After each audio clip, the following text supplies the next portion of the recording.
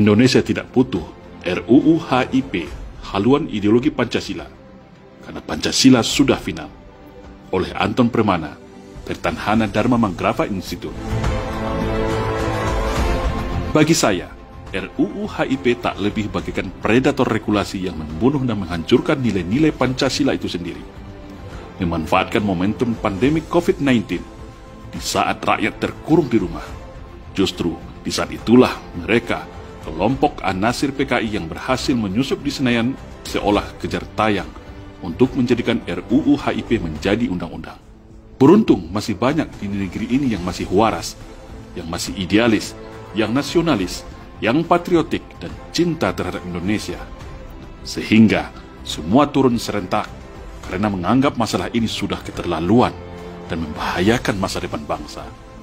Tak tanggung-tanggung, mantan Panglima ABRI dan juga mantan Wakil Presiden Republik Indonesia ini turun langsung bersama koleganya sesama Purnawirawan TNI Polri.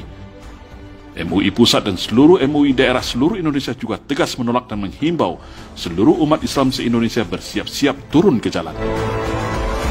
Partai politik yang awalnya hanya PKS menolak RUU HIP, terakhir P3, Nasdem juga ikutan menolak dengan alasan dalam RUU HIP tidak menjadikan TAP MPRS nomor 25 tahun 1966 sebagai konsideran. Juga tercatat 24 provinsi di seluruh Indonesia rakyat serentak dari berbagai kalangan hanya dalam waktu 1 bulan, bahkan ada yang di bulan Ramadan, melakukan deklarasi penolakan tegas dan ancaman siap melawan PKI. GP Ansor pun di dalam sebuah portal online berkomentar agar tidak terburu-buru mengesahkan RUU HIP. Muhammadiyah pun tidak mau kalah, menyiapkan tim jihad untuk melakukan perlawanan menolak RUU HIP. Terakhir, Menko Polhukam juga mengeluarkan statement yang hampir sama, bahwa TAP MPRS nomor 25 tahun 1966 harus masuk dalam RUU HIP sebagai konsiderannya. Karena ideologi komunis, Leninisme, Marxisme tidak boleh lagi hidup di Indonesia. Terlepas apakah beliau mengeluarkan komentar itu atas nama pribadi sebagai ahli hukum tata negara atau sebagai Menko Polhukam, kita tidak tahu. Lalu, apakah permasalahan draft RUU HIP ini sudah dianggap selesai? Jawabannya tentu tidak. Karena kalau kita simpulkan dan rangkum dari semua gelombang aspirasi perlawanan rakyat itu adalah bukan minta revisi semata, tetapi menolak, mencabut, dan mentiadakan RUU HIP tersebut dengan alasan sebagai berikut. 1. Pancasila kita hari ini adalah Pancasila hasil kesepakatan para founding father, bapak pendiri bangsa yang sifatnya sudah final dan mengikat. Tak perlu lagi ada perdebatan atau upaya menerjemahkan lagi Pancasila dengan bahasa dan pemikiran liar yang lain. Soekarno saja yang awalnya mempunyai pemikiran Trisila kemudian mengerucutkannya menjadi Ekasila yaitu gotong royong, juga mengalah legowo dan menyetujui Pancasila ini. Begitu juga Muhammad Yamin, Ki Haji Bagus, Muhammad Hatta, semua yang tergabung dalam PPKI, Panitia Persiapan Kemerdekaan Indonesia, Ki Haji Bagus dengan konsepsi Piagam Jakarta, yaitu ketuhanan yang mewajibkan menjalankan syariat Islam bagi pemeluknya, semuanya sama-sama mengalah dan setuju dengan Pancasila hari ini. Lalu, kok ada satu kelompok yang sok merasa lebih hebat dan lebih tahu mengganti Pancasila? Bahkan hal ini diperkuat lagi dengan pidato Bung Karno pada HUT RI 17 Agustus tahun 1961 yang mengatakan bahwa proklamasi pembukaan Undang-Undang Dasar 1945 dan Pancasila adalah satu kesatuan yang tidak bisa dipisahkan sebagai identitas dan bentuk negara Indonesia. Ibarat proklamasi adalah bapak, pembukaan Undang-Undang Dasar 1945 dan Pancasila adalah anak-anaknya. Mengotak-ngatik ini sama saja mengotak-atik bentuk negara Indonesia yang merdeka 17 Agustus tahun 1945.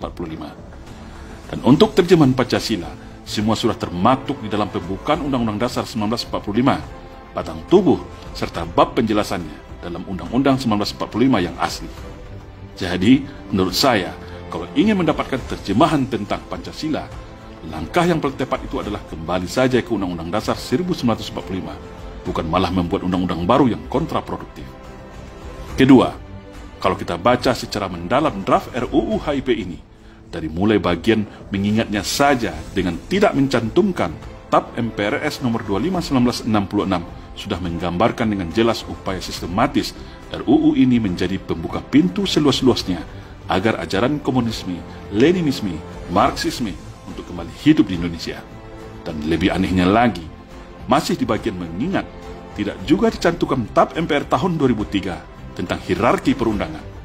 Dan ini bisa secara tak langsung, posisi RUU HIP ini seolah nanti berada di atas Undang-Undang Dasar 1945, bahkan Pancasila itu sendiri. Pokok inti inilah yang sebagian pakar hukum tata negara menyebutnya sebagai kudeta ideologi negara. Karena dalam pasal 1 ayat 3 dibunyikan bahwa undang-undang ini harus menjadi acuan dalam penyusunan setiap aturan, regulasi, dan kebijakan pemerintah. Artinya, apapun produk regulasi, aturan, dan kebijakan kalau tidak sesuai dengan RUU HIP ini bisa dibatalkan. Kalau kita simpulkan, setelah aliran komunis, Leninisme, dan Marxisme sudah hidup kembali, lalu mereka masuk ke dalam lingkaran kekuasaan, maka dengan mudah menggunakan dasar hukum versi RUU HIP ini mereka akan mengacak-ngacak kehidupan beragama, simbol agama, identitas agama, bahkan ritual ibadah umat beragama pun akan mereka atur secara represif.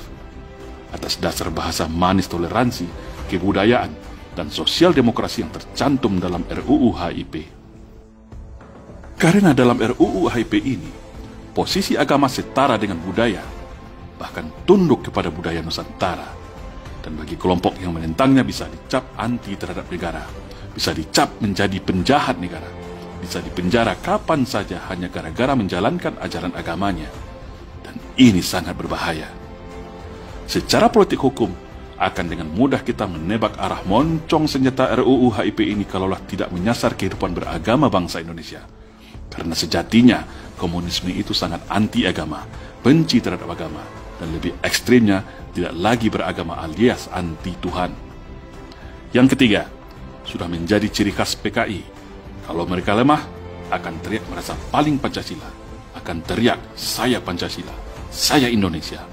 Memuja-muji Pancasila seolah kelompok yang paling Pancasilais, seperti Aidit di dalam bukunya Membela Pancasila pada tahun 1964. Tetapi setelah berkuasa, mereka mengganti Pancasila dengan komunisme. Pemberontakan G30 SPKI 65 adalah bukti dan fakta konkretnya. Setelah kampanye dan membranding dirinya seolah paling Pancasila, lalu dengan seenaknya akan menuduh siapa saja kelompok yang bertentangan dengan kelompoknya dicap dan dituduh anti Pancasila, musuh Pancasila. Menuduh para musuhnya itu seakan mau mengganti Pancasila agar tersudutkan dan dibungkam. Metode ini berulang lagi saat ini, atau yang mereka sebut dengan teori kontradiktif. Kalau bahasa sederhananya bagi saya adalah hampir sama dengan ilmu tukang copet di pasar. Sebelum ketahuan mencopet, maka teriak duluan menuduh orang lain tukang copet, alias maling teriak maling. Lalu, apa bedanya dengan hari ini? Teriak seolah paling Pancasila, ternyata ujungnya mau mengganti Pancasila dengan Ekasila, dengan alibi dan argumentasi tak masuk akal. Ujung-ujungnya, agenda PKI gaya baru juga di belakang semuanya, yang belum juga bertobat dan tetap ingin menjadikan Indonesia menjadi negara komunis. 4. Sulit menerima kalau RUU HIP ini adalah sebuah skenario tak sengaja, seperti kasus minyak air keras ke wajah petugas KPK Novel Baswedan, atau salah input, atau salah ketik, seperti pada beberapa kejadian aneh sebelumnya di negeri ini. Untuk itu, semua pihak harus menelusuri, menginvestigasi siapa aktor kelompok yang merancang ini semua, lalu dibuka kepada publik seluas-luasnya, agar seluruh masyarakat tahu siapa dan kelompok mana yang menjadi pengkhianat di negeri ini, yang secara diam-diam mau mengganti ideologi negara, serta menghidupkan kembali komunisme di Indonesia. Dan mereka semua wajib dihukum seberat-beratnya, kalau perlu sampai pada hukuman pidana mati, karena bisa diduga sebagai pengkhianat negara. Jangan anggap remeh permasalahan ini. Kita juga mesti ingat, cukup kecolongan pada Undang-Undang ITE yang awalnya berbahasa manis untuk mengawal hak rakyat dalam transaksi digital, ternyata hari ini dijadikan alat untuk penggebuk setiap siapa saja yang mengkritisi pemerintah, alat untuk membungkam demokrasi dan kriminalisasi masyarakat. 5. Secara geopolitik nasional dalam lingkungan strategis global, kita juga dapat menangkap urgensi dari perspektif kejar tayang pengesahan RUU HIP ini dalam masa pandemi. Ini semua bisa kita kaitkan dengan konflik dunia yang terjadi saat ini antara Amerika dan China. Korelasinya adalah China saat ini sedang dikepung Amerika dengan sekutunya. Cina tentu butuh teman atau koalisi tandingan juga. Indonesia adalah salah satu sasaran Cina untuk mendapatkan dukungan penuh, karena Cina merasa telah di atas angin terhadap pemerintah Indonesia terkait hutang dan investasi. Namun, masih terkendala dalam hal sekat ideologi antar negara. Cina sebagai negara komunis akan sulit diterima rakyat Indonesia. Makanya, perlu upaya legal hukum bagaimana secara ideologis Indonesia dapat secara utuh dan total di bawah ketiak Cina, dan Indonesia menjadi sekutu pendukung Cina selagi rezim hari ini berkuasa. Dari penjelasan singkat beberapa hal di atas dapat kita simpulkan bahwa 1. Rakyat Indonesia melalui DPR dan MPR dan Presiden wajib hukumnya mencabut, menolak, dan mentiadakan RUU HIP ini karena syarat dengan kepentingan komunis serta dapat memporak-porandakan keutuhan NKRI. Mari kita catat bersama, simpan nama-nama yang selama ini teriak seolah paling Pancasila, teriak PKI itu tidak ada, teriak dan mendukung RUU HIP ini, maka mereka itulah yang patut diduga sebagai otak kerusakan negara hari ini. Para antek-antek PKI yang ingin berupaya merubah Indonesia dan membunuh Pancasila. Ingat wajah mereka dan kelompoknya, tak peduli apa pangkat, jabatan, dan status sosialnya. Kedua, Pancasila sudah final. Indonesia tidak butuh terjemahan lagi berupa HIP yang kontraproduktif. Pancasila final menjadi falsafah dan alat pemersatu bangsa. Pancasila adalah jalan tengah agar Indonesia tidak ditarik ke kiri atau ke kanan. Indonesia bukan negara agama, tetapi juga bukan negara anti agama.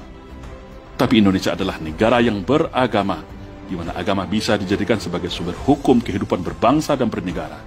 Karena Pancasila adalah kristalisasi dari nilai kebaikan yang berasal dari rahim nilai luhur bumi Nusantara, sedangkan agama adalah sumber dari segala sumber kebaikan itu. Yang ketiga, kembalikan konstitusi negara Indonesia kembali kepada Undang-Undang Dasar 1945, karena Undang-Undang Dasar Negara Republik Indonesia tahun 2002, hasil amandemen tanpa nomor ketetapan MPR, juga sudah jauh lari dari semangat dan cita-cita bangsa. Undang-Undang Negara Republik Indonesia tahun 2002 hari ini cacat konstitusi, cacat azas, dan sangat liberal yang merugikan bangsa Indonesia. Semoga insiden RUU HIP ini kedepannya menjadikan kita semua bertambah waspada, merapatkan barisan. Karena terbukti sudah musuh negara ini sudah berada di mana-mana, bahkan bisa saja sudah masuk pusaran kekuasaan istana dan Senayan. Semua harus dibongkar bersama-sama. Mari kita rapatkan barisan sesama anak bangsa.